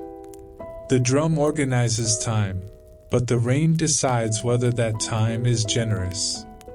You turn back toward the gate at last, not because you're afraid, but because you understand what the edge is meant to do. It shows you why the center works so hard to be certain. Anyang consults bones and tightens straps and tunes drums because the world beyond the wall will always be damp, dark, and stubbornly uninterested in your plans. As you pass under the gate's shadow again, the air warms slightly. Packed earth returns underfoot. The drumbeat grows clearer. And you feel, in a quiet, sleepy way, how easily you've begun to accept the city's structure as comfort, like a steady hand guiding you away from mud and back into rhythm. You come back through the gate with a little silt still clinging to your hem, and it's strangely satisfying, like proof you touched the world outside and survived the mud's petty attempt to claim you as decoration. Packed earth replaces soft ground under your feet. The air inside is warmer by a few degrees, and the drumbeat on the rampart arrives clearer now, no longer a distant reassurance but a steady pressure that tugs your steps into line. The city receives you without ceremony. It doesn't ask if you're okay. It simply continues, and you slot back into its flow the way a small piece of bronze slots into a mold, inevitable, snug, and a little unsettling if you think too hard about it. As you move inward, you begin noticing hierarchies you could have ignored earlier when everything was new and shiny in your mind. Inside the walls, the lamps aren't all equal. Some burn with oil that gives a cleaner, steadier flame, a light that doesn't flicker or sputter as if embarrassed. Other lamps smoke more, their flames smaller, their shadows thicker. You track it with your eyes the way you tracked cracks on bone and tension on drum lashings, a quiet reading of what matters, where. Courtyards change too. Some are swept so clean the packed earth looks polished, almost proud of itself. Others hold the honest mess of life, straw bits, soot smears, damp footprints that haven't been smoothed away. Even the smells are ranked. Near the inner compounds, you catch hints of incense and clean water, and food that seems to have had more time and better ingredients. Near the outer lanes, you smell smoke, leather oil, and millet steam, the reliable, hard-working trio that keeps bodies moving. Guards become a more obvious presence the deeper you drift. Their stillness is sharper, their torches better placed, their routes more deliberate. You don't need to see faces or insignias to understand the message. Some spaces are meant to be approached with caution, and some are meant to be approached only by people whose sandals have never met canal mud. And yet the drumbeat ignores those boundaries. It moves over the inner courtyards and the smoky lanes the same way. It doesn't soften for wealth or sharpen for labor. It just keeps time, and time becomes a tool that belongs to whoever controls the beat. You pass the market edge again and catch a glimpse of people still moving through tight aisles, shoulders angled like choreography. A reed broom whispers over the ground, sweeping scattered grains back into order, an echo of your earlier little mishap with millet, when your foot nudged the tray and the universe briefly labeled you hazard. The market absorbs small mistakes the way it absorbs dust, quietly, efficiently, with no need to punish anyone as long as the pattern returns. That's when you realize how many patterns Anyang maintains at once.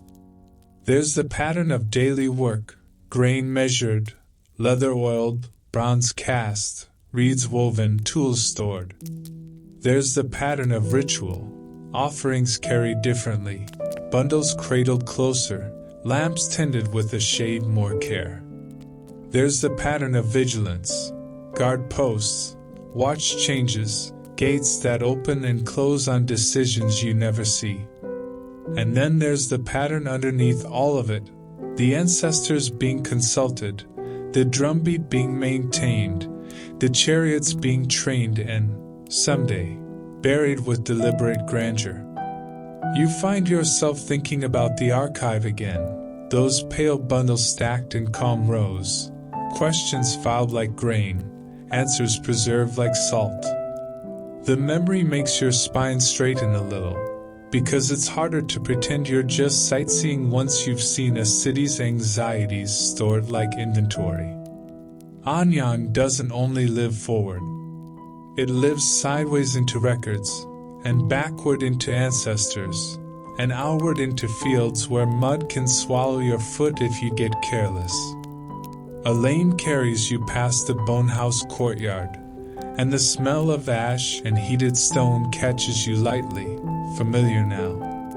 You picture the reed brush, the careful strokes that lifted ash without scraping meaning away. You picture the tick of heat meeting bone and the clean snap of fracture, small, decisive sounds that can reroute labor, delay travel, add an offering, tighten watch lines. It's almost comical, in a dry way, how a kingdom can lean its weight on something that looks like an accident until you learn to read it. You keep walking and the city keeps giving you quiet evidence. A work crew near the base of the rampart tends a section of earth, as if it's a living thing that needs constant attention. They tamp and smooth, adding material where rain or foot traffic has worried the surface.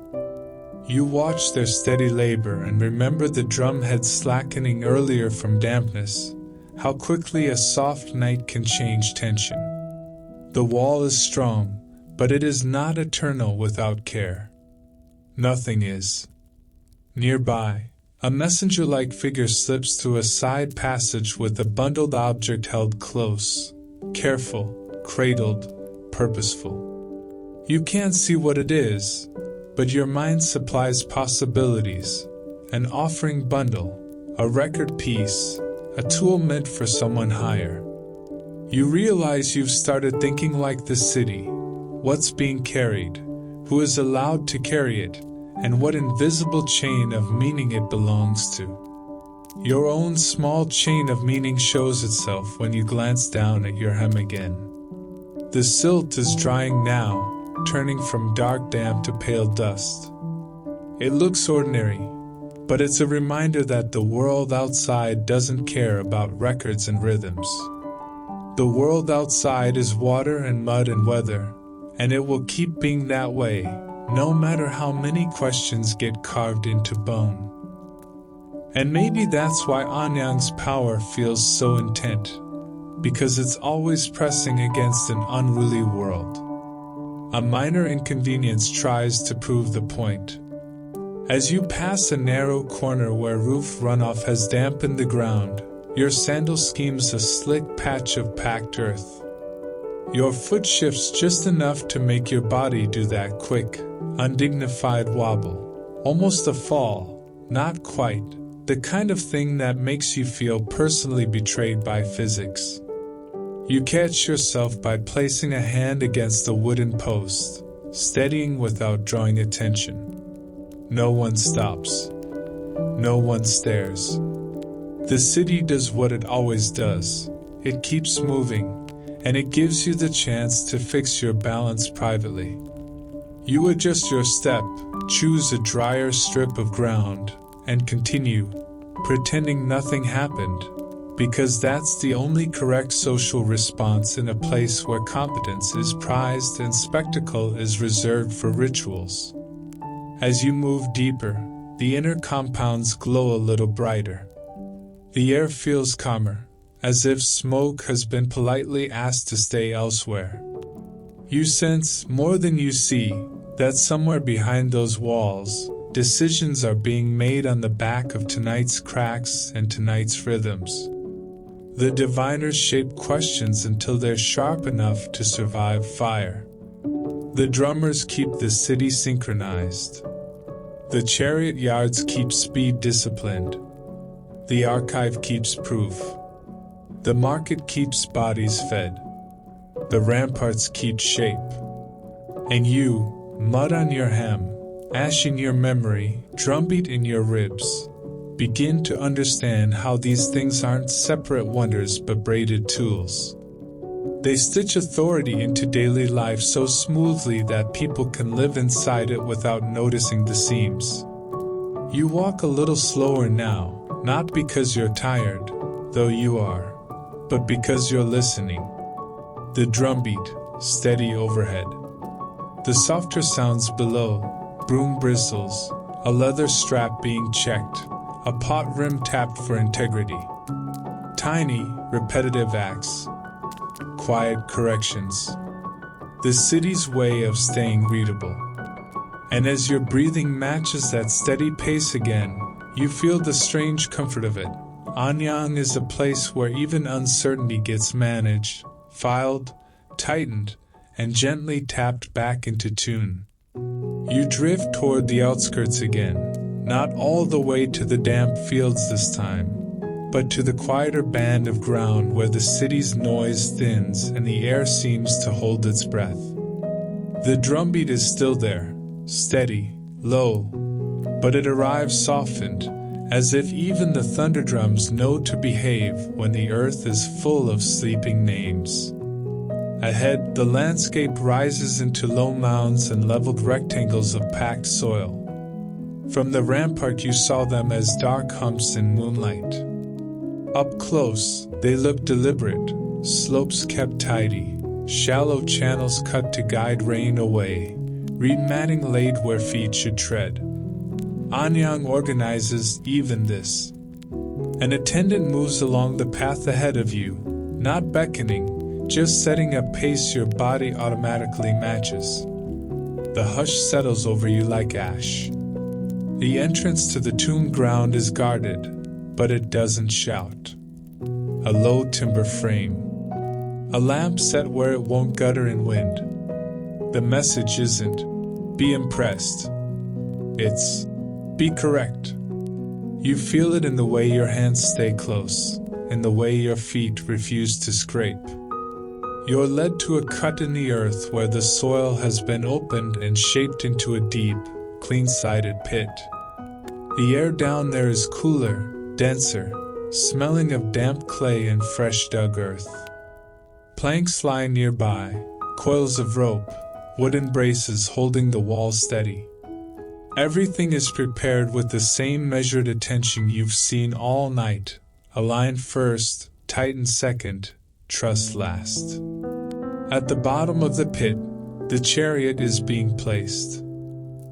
It's lowered with slow precision until the wheels sit straight and the frame rests as if it belongs here. The wood looks alive under lamplight. Bronze fittings catch tiny flashes when a torch shifts. You recognize the geometry, spoked wheels, a reinforced hub, joins that once had to survive speed. Only now the purpose has changed. The machine is being tuned not for motion, but for stillness. The horses are part of this, handled with solemn restraint. People keep their movements calm.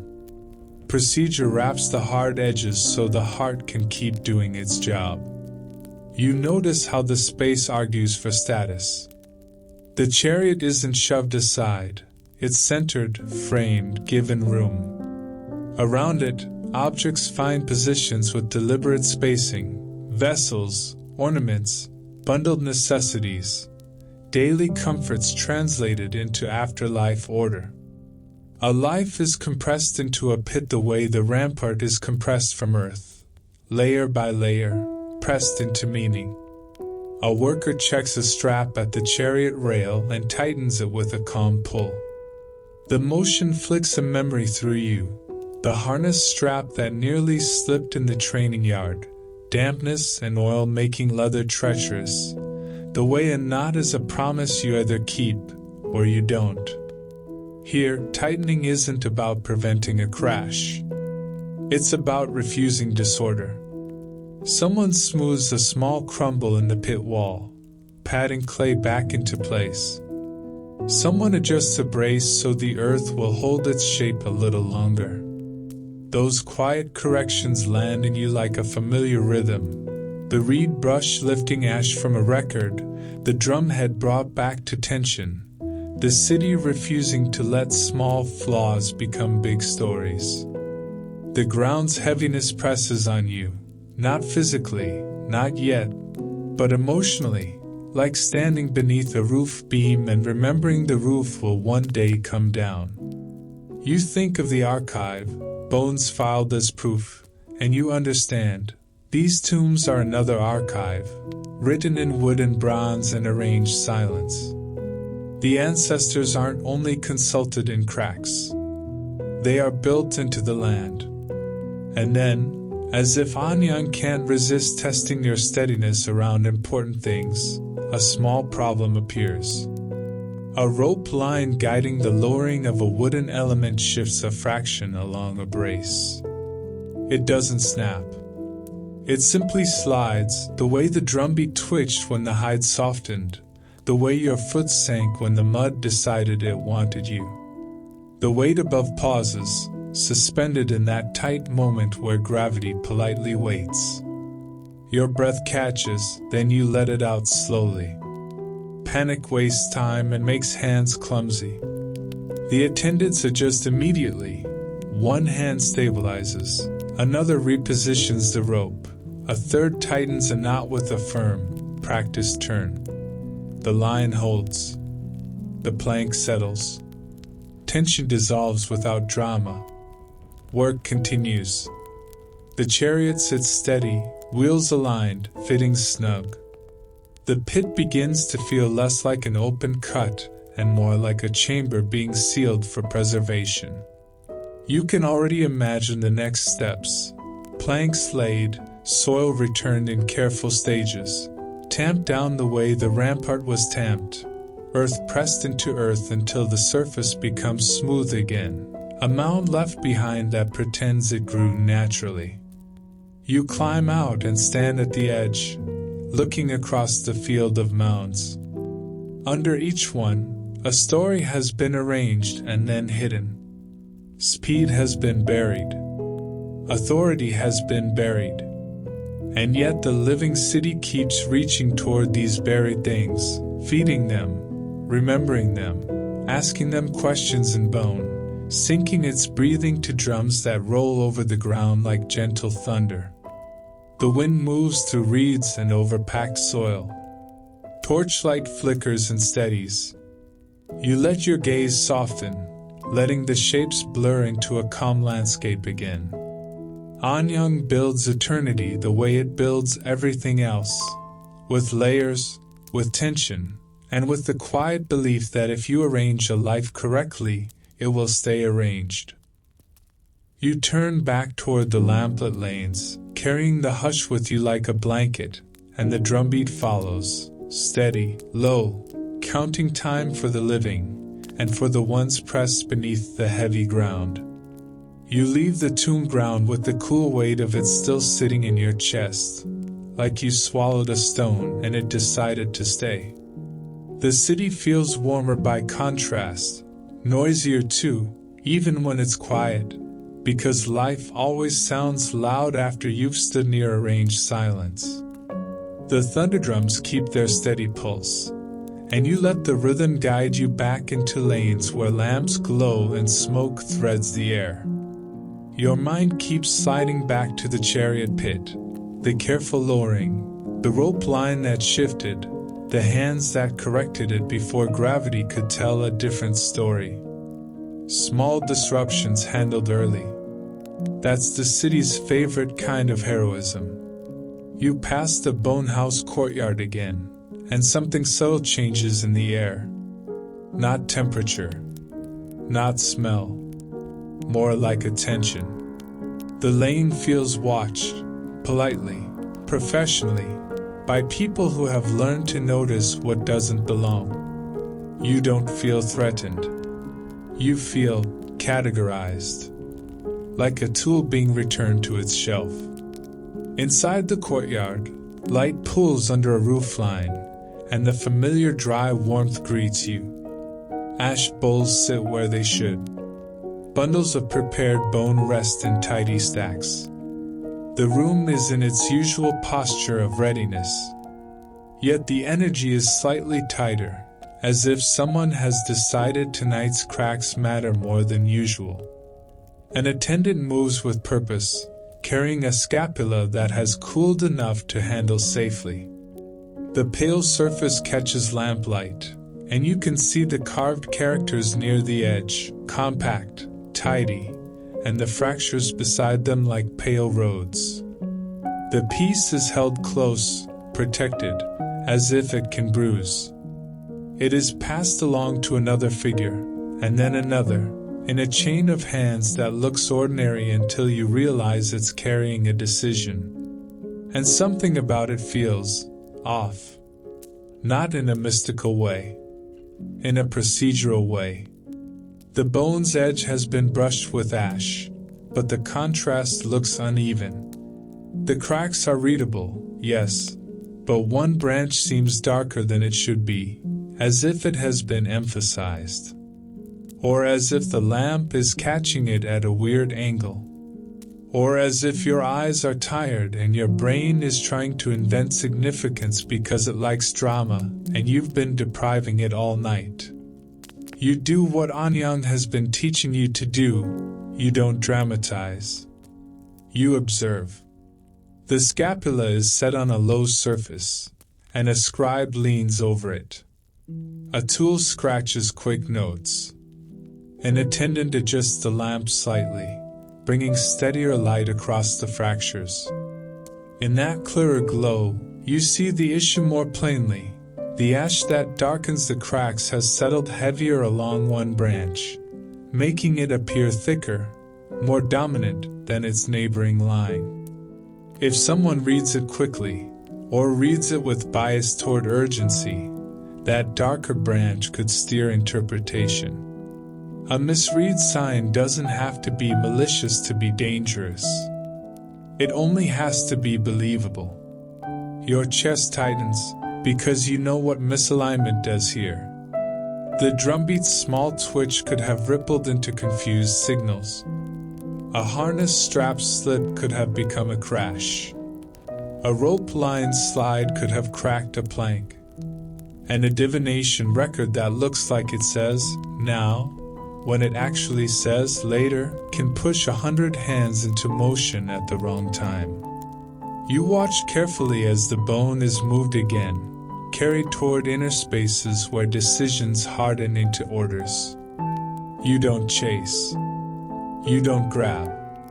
You simply adjust your path to staying near without looking like you're staying near, an art you're learning fast. Mostly because the city rewards subtlety and punishes spectacle with quiet exclusion. The bone pauses at a threshold where a guard figure stands. The attendant waits, still, patient. The guard shifts slightly, allowing passage. The scapula disappears into the next courtyard. You follow at a respectful distance, letting your pace be guided by the drumbeat overhead. You are not trying to break into anything. You are trying to keep meaning intact. There's a difference, and you cling to it like a rope. At the edge of a better lit area, you see another attendant at a low table, preparing to apply ash to a different piece. A reed brush lies nearby. A shallow bowl holds fine ash, and the brush fibers are soft, designed to deposit dust without scraping. Your mind flashes back to the archive moment when your sleeve puffed ash onto a record and you fixed it with slow, gentle strokes. The lesson returns, perfectly timed. Ash changes legibility. You move closer to the table and let your hands hover near the brush, not touching, just indicating. The attendant's gaze follows your motion. The bowl is shifted slightly away from the airflow. The lamp is angled. And then, quietly, as if this has always been the plan, the attendant takes the brush and lightly sweeps along the scapula you've been watching, lifting the excess ash from the overdarkened branch. The change is immediate and subtle. The crack is still there, but it no longer shouts.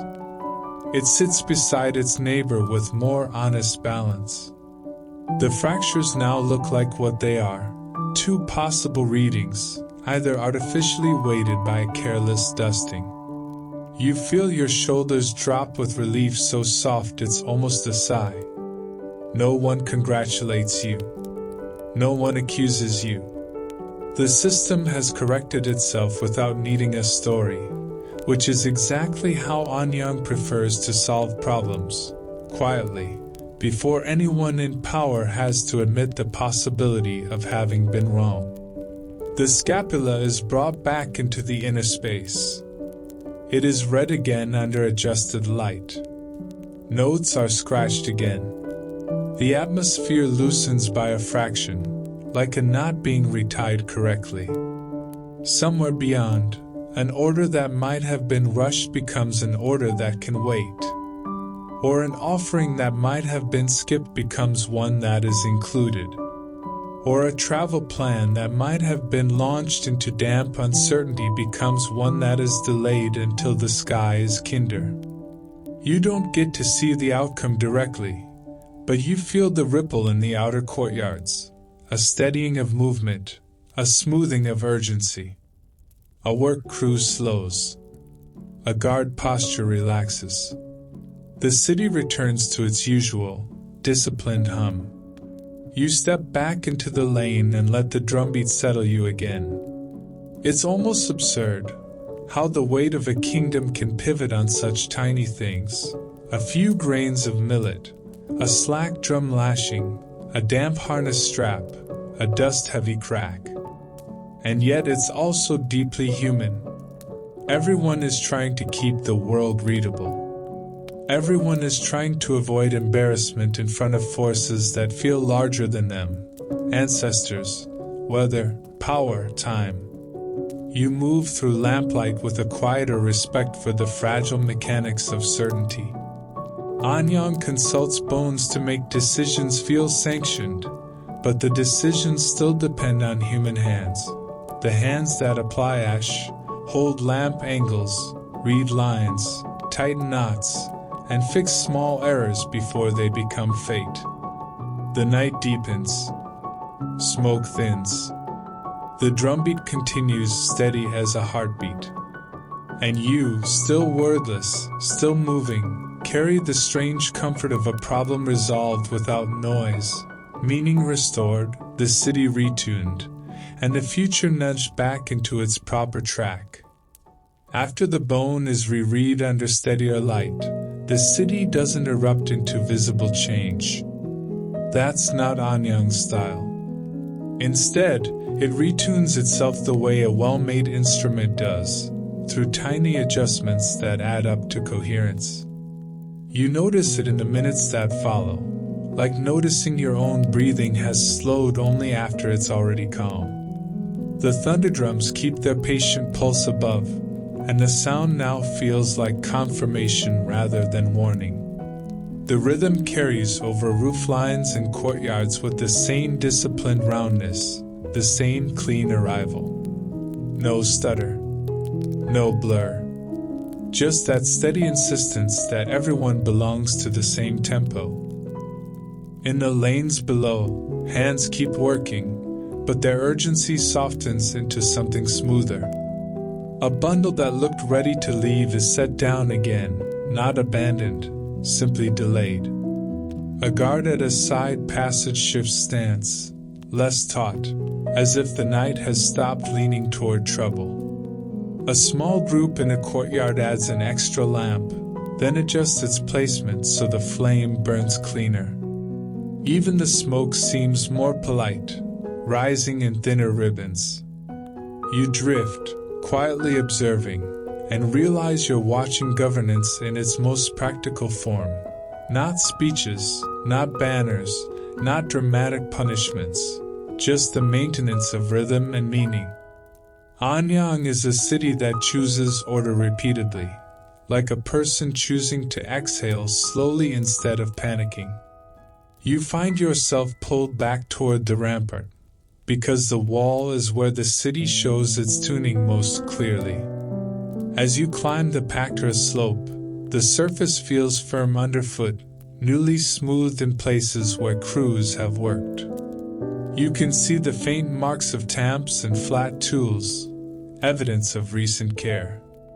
The wall looks the same as before, but it feels subtly more confident, like a spine after a careful adjustment. At the drum platform, attendants move in quiet loops. Fingers check lashings, not because they're loose now, but because checking is how you keep them from loosening later. A cloth wipes moisture from wood. A mallet rests in the right place. Nothing about the scene is dramatic, but everything is intentional. You stand near the platform and let the beat wash through you.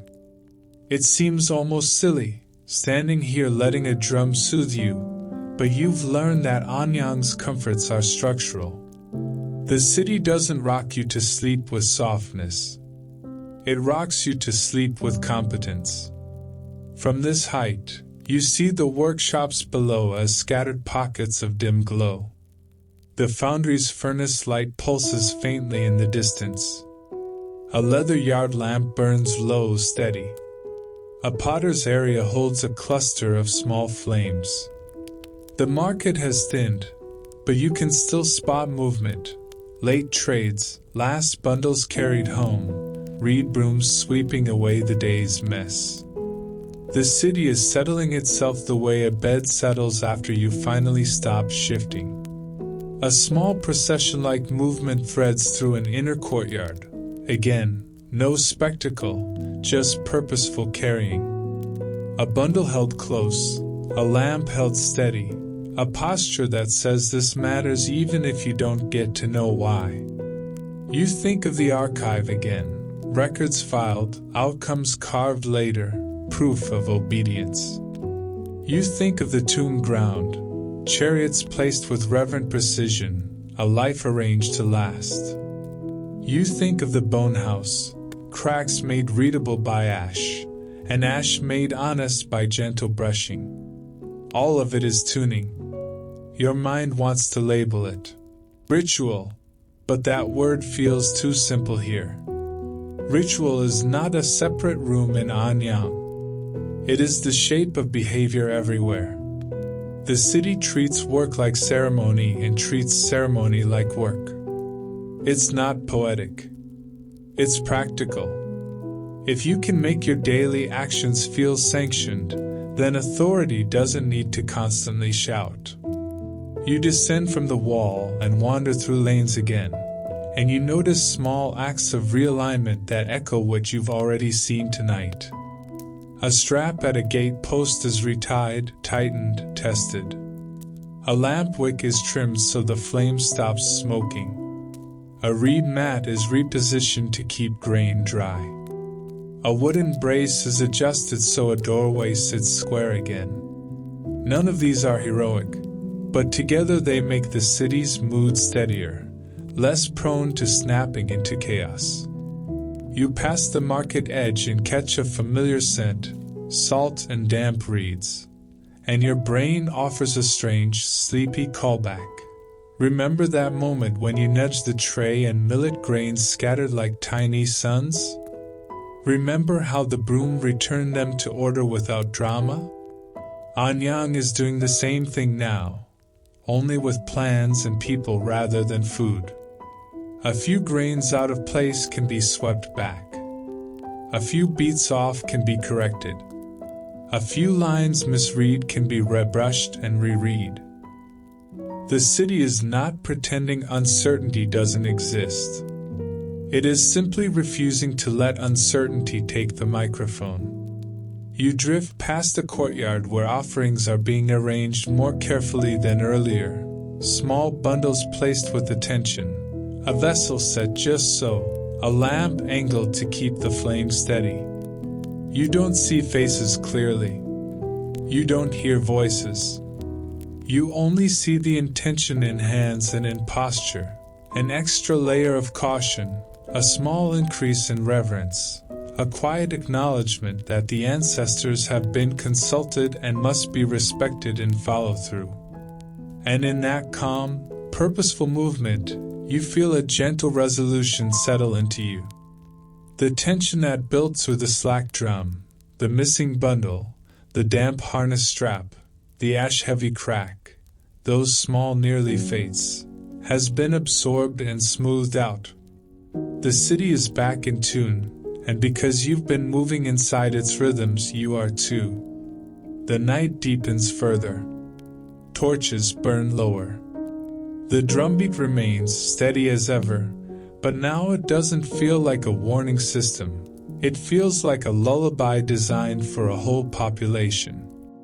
You walk slowly, letting your thoughts loosen, letting your shoulders drop, letting your breath lengthen. Anyang does not promise safety. It promises maintenance. It promises that when something shifts, when hide softens, when ash settles wrong, when mud tries to claim you, hands will notice, and hands will correct, and the world will be made readable again. You carry that promise as you drift toward quieter lanes, toward the kind of darkness where sleep starts to feel possible. The city continues its gentle labor of tuning itself, and you let yourself be tuned with it, one steady beat at a time. You move into a quieter band of lanes where lamplight feels softer, more private, and the city's busy edges have finally curled inward for the night. The thunderdrums still count time above, but now their pulse seems less like management and more like reassurance, an old, steady hand resting on the city's shoulder. You find yourself drawn back toward the rampart again, not because you need to solve anything this time, but because you've started using the wall the way you'd use a horizon, to make your thoughts feel oriented. Packed earth rises underfoot, and the slope carries you up with patient inevitability. The air cools, the smoke thins, and the wind begins to feel like something you can breathe all the way in. At the top, Anyang spreads below in its familiar layered hush. Low roofs, inner courtyards with cleaner lamps, outer lanes with thicker smoke, the faint glow of workshops where a few stubborn hands still finish the last necessary task. Beyond the gates, the fields lie dark and flat, channels catching moonlight in thin silver threads. And farther still, the land fades into a gentle nothingness. You stand for a long moment, and let the scene stitch itself to everything you've seen tonight. You remember the bonehouse warmth and the way questions are trained there, trimmed down until a crack can answer them without confusion.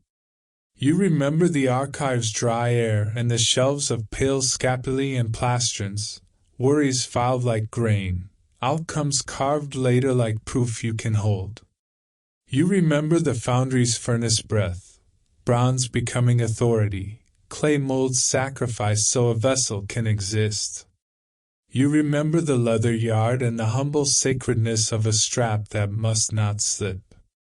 You remember the market's salt tang and millet dust, the quiet choreography of bodies in tight aisles, the reed broom returning scattered grains to order.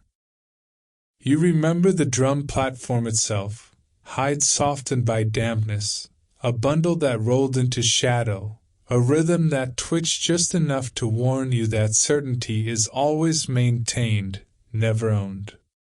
You remember the chariot yard, horses breathing warm into cold air, wheels blurring into confidence, and a knot retied before speed could punish it. You remember stepping beyond the gates, your foot sinking into mud, the world outside the wall reminding you that the empire's neatness is a negotiation with weather. And you remember the tomb ground, the chariot lowered into a pit as if stillness can be engineered the way speed can be engineered. Earth pressed back over stories until mounds sit quiet, pretending they've always been part of the landscape. All of those memories come back now as a single feeling. Anyang is not a city of isolated wonders. It is a braided system. Drumbeat, bone crack, strap tension, grain measure, wall tamp, rope line, ash brush, each one is a way of keeping the world readable. The wind slides along the rampart crown, and you notice how the torches behave, flames leaning slightly, then straightening when the gust passes. Even fire is being coached into order. You almost laugh quietly at the thought, because it's exactly the kind of gentle sarcasm Anyang invites. Of course the city would try to manage wind. Below, movement has thinned to essentials. A late figure crosses a courtyard carrying something wrapped and held close, an offering bundle, a tool, a record. A guard shifts stance and then goes still again. A lamp is adjusted and steadied.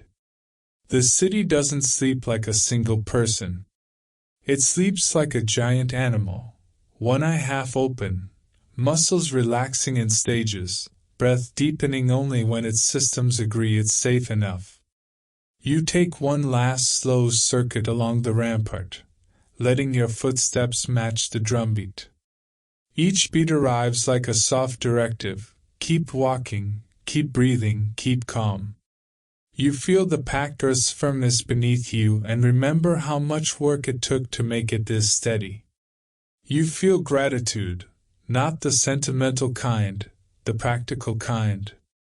Gratitude for competence, for maintenance, for people who retie knots and sweep grains and brush ash and tighten lashings so life can continue without panic.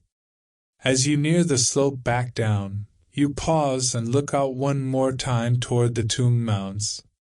The earth out there is darker than the city lanes, quieter than any courtyard. Somewhere beneath those mounds, wheels rest and bronze fittings wait in silence. Somewhere beneath that heavy ground, lives have been arranged into permanence. And here, above ground, the living city keeps asking questions, keeps recording answers, keeps tightening its own tension like a drumhead before the next dawn. You descend slowly, letting the cooler air follow you down into the lanes. The lamps below feel warmer now, as if you're stepping back into a small, human scale after the wide view from the wall. The drumbeat remains overhead, a steady presence you've grown used to, like you could fall asleep to it, honestly, if you weren't walking. Your path turns toward the gate again, not the outer gate this time, but the idea of leaving. You feel it in the way the city's edges call you, the knowledge that you are a visitor, and visitors eventually become burdens if they linger too long. Anyang has shown you what it wanted to show you. It has tuned you to its rhythm. Now it expects you to move on with polite efficiency. You pass a lane where a reed broom sweeps, and you catch yourself thinking, almost fondly, yes, yes, sweep the tiny grains back into place, keep the pattern intact. You pass a leather strap hanging neatly, and you think, yes, keep it oiled, keep it secure. You pass a lamp whose wick has been trimmed, and you think, yes, keep the flame clean. You realize you are leaving with Anyang's habits tucked into you. You will notice ash where it shouldn't settle. You will hear rhythm shifts. You will feel tension in a knot. You will read small disruptions as invitations to fix things quietly before they become stories. In the last lamplight of the inner lanes, you slow and let your shoulders soften. The farewell is not loud. It's a gentle separation, like stepping away from a steady beat that has held you all night. The drums continue without needing you. The walls hold without your hands. The bones will crack without your gaze. The chariots will roll and, someday, be buried. You turn once more, take in the warmth of the lamps, the low roofs, the hint of smoke, and you let the city's rhythm settle into a final, quiet thank you in your chest. Then you keep walking, wordless and calm, toward whatever comes next, carrying the drumbeat behind you like a fading heartbeat in the dark. You reach the gate when the lamps look sleepier, their flames smaller, their halos softer, as if Anyang itself is exhaling. The thunder drums are still there, steady, low, dependable, but they already feel farther away, because distance isn't only measured in steps. It's measured in how quickly a place stops holding your body's tempo. You pass under the timber's shadow and step into air that smells of reeds and cold water. Outside the walls, The land is darker, wider, and less interested in being tidy. A thin mist lies over the channels, and moonlight breaks into strips on the moving surface. Fields stretch flat and patient, waiting for weather to decide whether their labor will feel rewarded or mocked. Behind you, the city remains intact, rammed earth holding its shape, courtyards dimming, workshops cooling, watch posts keeping their quiet stillness. You can almost feel the archive tucked behind the city's ribs.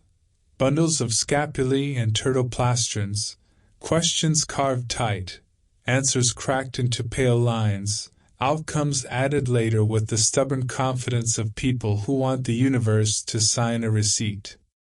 You walk the outer path and let the drumbeat fade into a softer pulse. It becomes memory more than sound, a rhythm you can still feel in your chest even after your ears stop catching it cleanly. Your steps keep matching it for a while anyway, like your body is reluctant to give up the comfort of structure. Then, slowly, your pace becomes yours again, uneven in a human way, free enough to be slightly messy. The wind cools your face. It carries damp earth and the faint metallic whisper that lingers in your mind from the foundry. Bronze becoming authority, clay molds sacrificed so a vessel can exist. You think of the leather yard too, straps dark with oil, knots tightened because speed is sacred only when it is controlled. You think of the chariot wheels gathering momentum in practice, then resting in the tuned ground, aligned for eternity the same way they were aligned for motion. You think of horses breathing warm into cold air, and how even their strength is managed by patient hands. A reed cluster rustles beside the path, and you remember the mud's rude suction when your foot sank earlier. That memory doesn't embarrass you now, it steadies you. It reminds you that Anyang's certainty is not magic. It is maintenance, daily, repetitive, sometimes tedious, always necessary. The city doesn't win by being perfect. It wins by correcting itself faster than mistakes can grow teeth. You glance back. The wall rises dark against the sky, torches marking its line like a necklace of small suns. Somewhere along that line, attendants check drum lashings, wipe dampness, keep tension honest. Somewhere inside, a lamp is angled so fractures can be read without bias, ash brushed slightly so cracks are visible but not exaggerated. Somewhere in the market, a reed broom whispers over packed earth, sweeping millet back into place before anyone has to feel shame about gravity. You carry those images like small talismans, practical ones. Not charms to summon luck, but reminders that the future is often decided by the least glamorous act, noticing a shift and fixing it without turning it into theater. You almost laugh, softly, at how absurdly human this is. A kingdom asks ancestors for guidance through fire and bone, and then it still relies on someone remembering to tie a knot correctly. The path bends, and the city's lamps shrink behind you. Mist thickens ahead, softening the horizon until fields and water blur into one gentle gray. Your breath lengthens on its own. A small watch post sits out here, raised just enough to keep eyes above the mist. A torch burns low beside it, and the flame leans in the wind, then straightens again, stubbornly steady. You pass without being stopped, and you feel the quiet logic of the empire. Inside the wall, order is sung by drums and written into bone. Outside, order is simply watching, night after night, until dawn arrives. You don't feel hunted by questions anymore. You feel accompanied by them. Will it rain? Should we go? Is this safe? They stop sounding like demands and start sounding like the simple, tired reaching of people who want to care for each other, and for tomorrow. For a moment, you imagine the bone house again, heat hovering over a prepared pit, the quiet tick, the clean snap, the pale lightning line appearing in an instant. You imagine the diviner's eyes tracking direction and branching, turning fracture into instruction. Then you imagine the record cooling on a shelf, waiting like a sealed jar of time. You realize that you, too, are leaving with a record, no carved characters, just a body that has been tuned to attentiveness. You keep walking until the drumbeat is only an idea, until the wall becomes a dark shape, until Anyang's careful systems dissolve into night. And still, in your ribs, a last soft echo remains, like a drumhead that once held a whole city in step, like a wheel that once held speed, like a hairline crack that once held an answer. You don't rush the farewell. You let it fade naturally, the way smoke thins into sky. Anyang stays behind you, steady and wordless, and you move forward calm, a little heavier with meaning, and gently ready to sleep. Your shoulders loosen as if the last tight knot has finally been untied, and the night air slides around you like cool water that knows how to hold you up. The mist over the fields looks like folded linen laid gently across the ground, and the channels carry moonlight in slow, broken ribbons. You let your eyes soften. You let your thoughts soften too, not trying to solve, not trying to predict, just letting everything settle. In your mind, the rampart becomes a quiet line of warmth, the torches small and patient, the thunderdrum shrinking into a heartbeat that gradually turns into your own. The bonehouse glow dims into a single ember.